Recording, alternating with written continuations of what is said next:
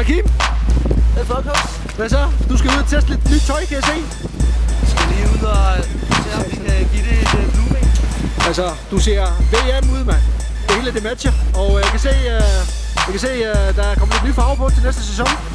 Det skal jo altid være lidt nyt, ikke? Ja. Hvad er det, der dominerer næste år i farven på tøjet? Hvis vi snakker freeski, som er lidt det, jeg har på i dag, så er det faktisk den grønne, gule og så lidt med den lyseblå, som jeg har på buksen. Generelt en lille smule mørkere farve. Generelt en lille smule mere dæmpet i forhold til den sidste sæson. Og ligesom Lars er på i dag også.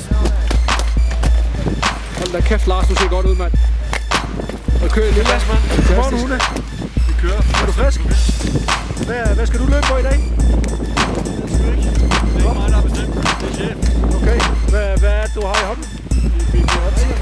Ja. Fedt.